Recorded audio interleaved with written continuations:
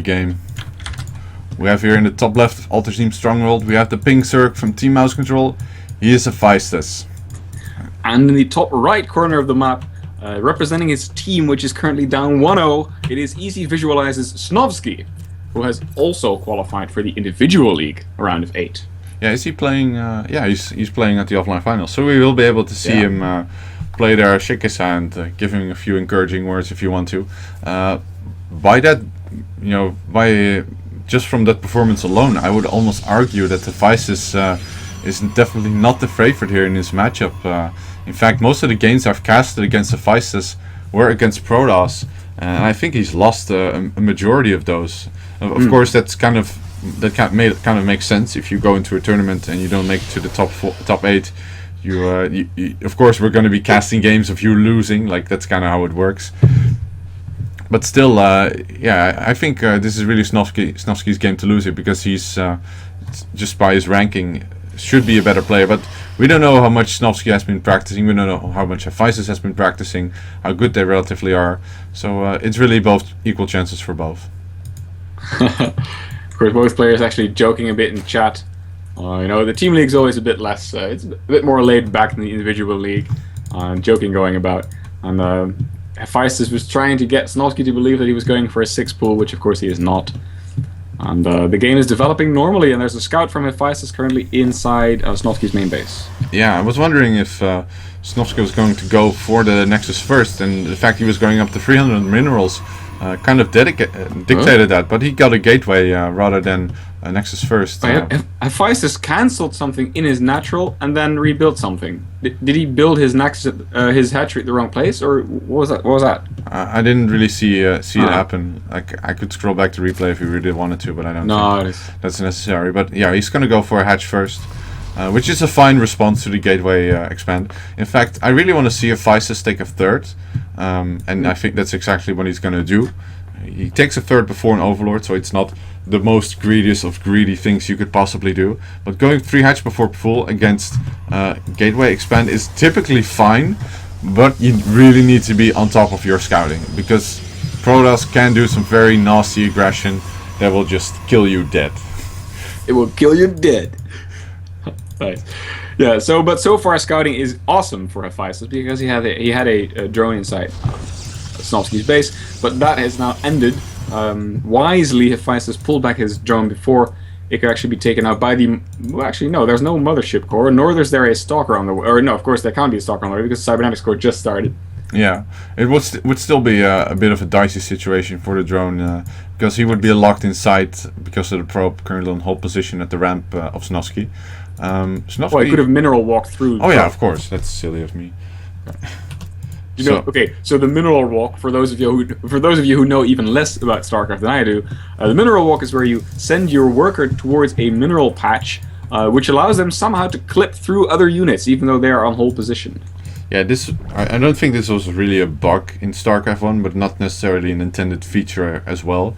But yeah, worker walking in that way, or mineral walking, became a very important strategy. It's literally won players' games in finals by doing an all-in, which centered around doing a drone drill through a very tightly defended place, and then all the drones would get a nice surface area on their opponent's units, and the AI would respond really weirdly to that, and you get to see all sorts of cool stuff from people who truly mastered the game in every way and sense. Cool. So do you think the mineral walk was implemented on purpose in StarCraft 2? I think it was just more part of the AI for workers, so they would not bump into each other or other units as they were mining. That's actually a very, very good point. I never thought about that, but that's obviously the reason why these probes or harvesters in general have this ability. Yeah. So what's interesting as well is Hephaestus currently just being very greedy. He's got 1 Overlord in position. You should be able to see that Snovsky is going up to 4 gases. In terms of tech, we have double Stargate for Snovsky. That's a very interesting choice. Yeah, he does. Of course, Hephaestus doesn't see the 4 gases though. He only sees the 3. He could guess, of course, that it's 4, but 2 Stargates? I don't think he's guessing that. Yeah, not at all. What's also quite cool is that Snovsky is currently, I was going to say he's got a lot of chrono boost, so he's chrono boosts the crap out of, and it's double Oracle. This is gonna be so much Oracle.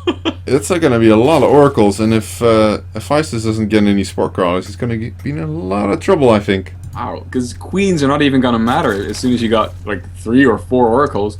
Of course, yeah, with a lot of queens you can transfuse, but okay, here comes a scout from Hephaestus, very important one. He can now probably scout that it's 4 gases, but then still, would you expect 4 or double Stargate? I'm not sure.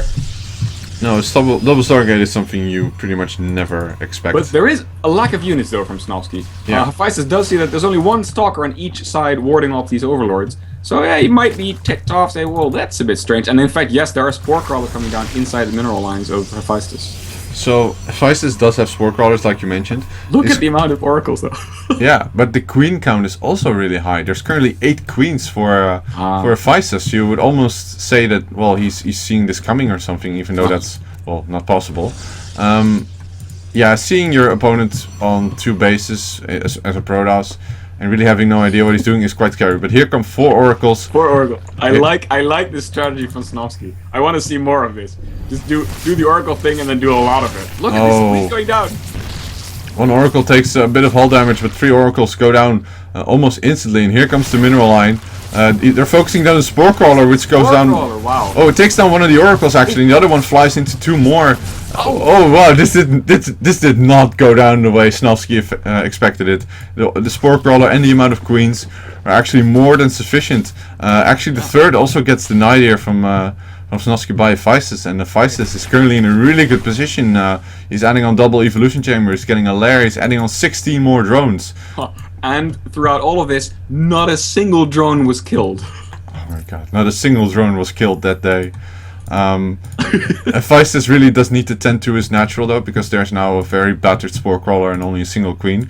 But it seems like the oracles have opted to start hunting zerglings rather than drones. Got him, lads, got him.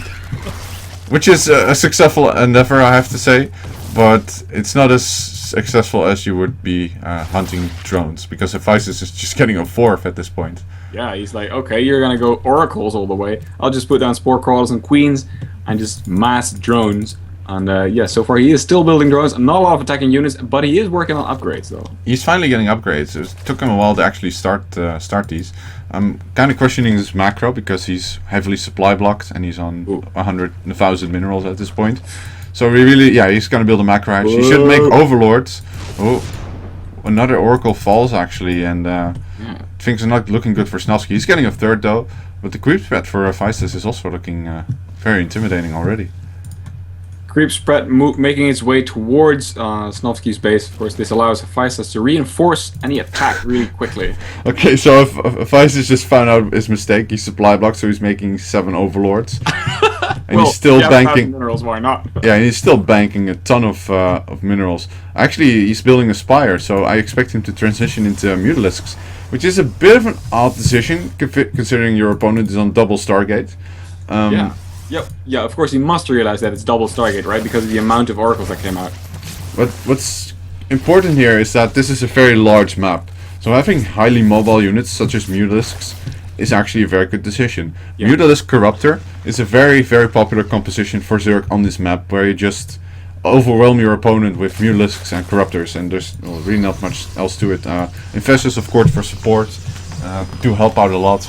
But yeah, Hephaestus is looking in good shape if his bank wasn't that huge, you know?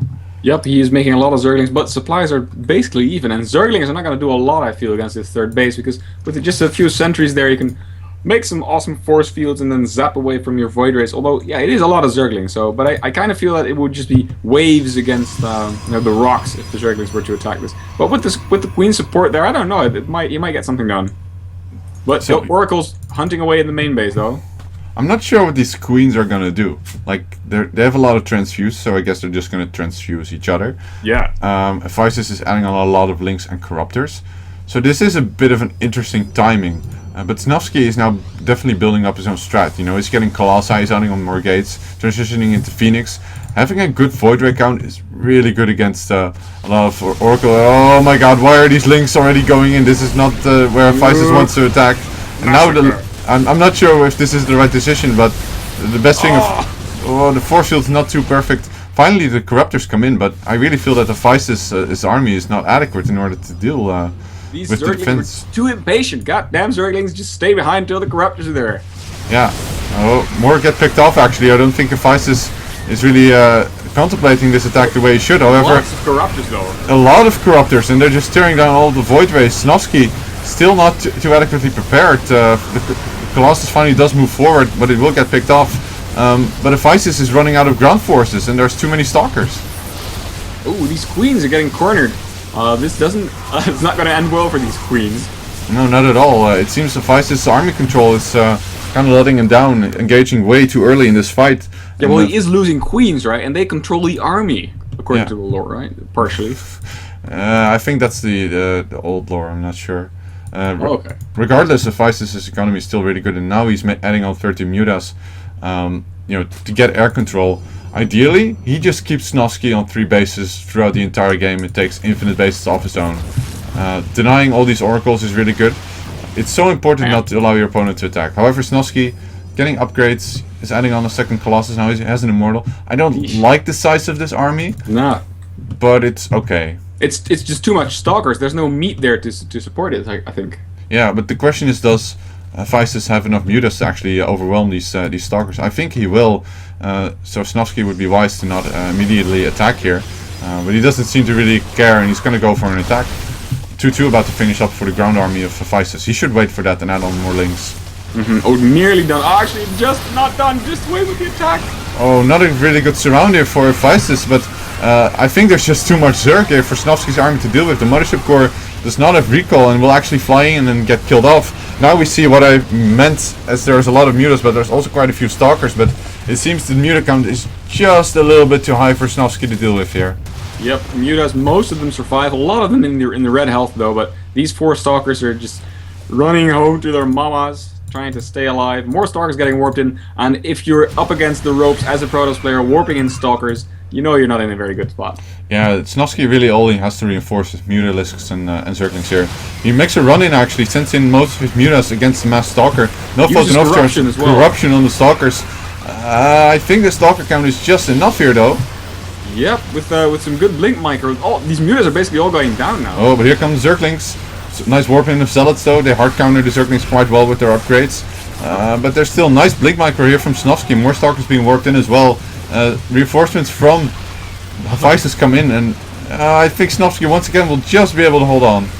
Yeah, it's very. Oh, well, actually, no, these okay, he needs more warping. He's using probes to fight at this point. More mutas on the way though in the production tab, as well as a lot of links. Another warping. I think this should be the hold. Yeah, but look at the reinforcements. 5 mutas, 30 Zerglings in production. Oh, the supplies. The supply is still such a story, and I think the Stalkers are just about running out, getting picked off as they warped in, and Hephaestus, just with the sheer amount of Zerg, sheer amount of numbers, manages to overwhelm Snovsky. GG! And GG indeed.